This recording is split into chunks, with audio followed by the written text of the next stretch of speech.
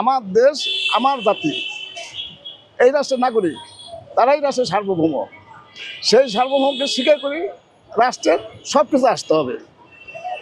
যারা এই ভুলের ভিতরে আসলে গেছে, 24-এ কিন্তু সত্যিকারের বিপ্লব ঘটছে রাষ্ট্রে, সেই বিপ্লব এটা লুট করে নিয়ে গেছে, লুট করে নিয়ে তারা ভুলের ভিতরে নিয়ে গেছে। এই ভুল তো জাতি স্বীকার করে না, জাতি মানে না।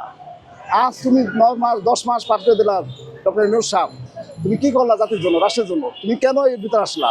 তোমাকে তো জাতি আনে নাই, তুমি বলো ছাত্ররা তোমাকে আনছে, তুমি ছাত্ররা তোমাকে রাষ্ট্রে বসাতে পারে না, এটা ভুল ভুল কথা। তুমি এই রাষ্ট্র থেকে চলে দাও, জাতিকে মুক্তি দাও, এই রাষ্ট্র সঠিক জায়গায় আসতে দাও।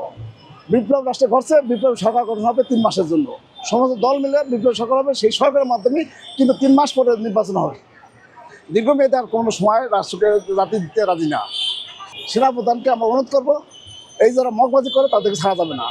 পুলিশ বাহিনী এবং প্রশাসন কোনো কর্মী এই ভুল যারা করে তাদেরকে ক্ষমা করা যাবে না।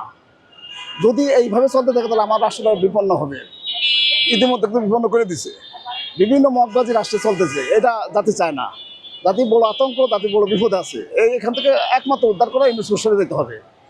ইউনূস হটাও দেশ বাঁচাও, এই স্লোগান জাতিকে আসতে হবে। অন্য কিছু আমরা চাই না। সোজা কথা, তুমি তো বিপদ ডেকে আনতেছো তোমার নিজের জন্য। তুমি সেনাবাহিনীকে খেপাই দিয়ে তুমি যে মনে করো সুবিধা থাকো না, মোটেই সুবিধা না। সেনাবাহিনী জাতির অংশ, তারা আসে সার্বভৌম রক্ষা করে সেনাবাহিনী।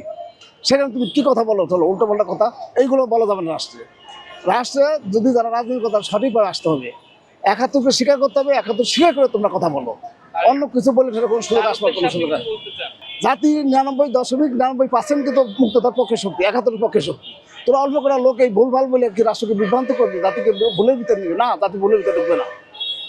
আমি যত বলি, যারা এই ভুলভাল বলে তারা কিন্তু রাষ্ট্র নাগরিককে হারাই হল। তুমি ইউনূস যে ভুলভাল করলা, তোমার সাথে তুমি উদ্ধার করে নিলা, তোমার সাথে তুমি উদ্ধার করে নেবা কেউ? রাষ্ট্র ক্ষমতা বসে তো সব কিছু করা যায়, যে ক্ষমতা বসে এটা হলে তো তাহলে যে শাসক সব খেয়ে ফেলা, রাষ্ট্র পুরোটাই খেয়ে ফেলাইতে পারে। তাই কিন্তু রাষ্ট্র চলছে, এটা মগবাজি বলে, এটা অন্যায় বলে, অন্যায়ের উপর অন্যায় দেয়, অন্যায় শেখ হাসিনার অন্যায়কে আমরা উৎখাত করছি। তার চেয়ে আরো বড় অন্যায় দিয়ে তুমি খেলাই যাবা, তাহলে রাষ্ট্রকে ভালো জায়গায় নেওয়া যাবে না।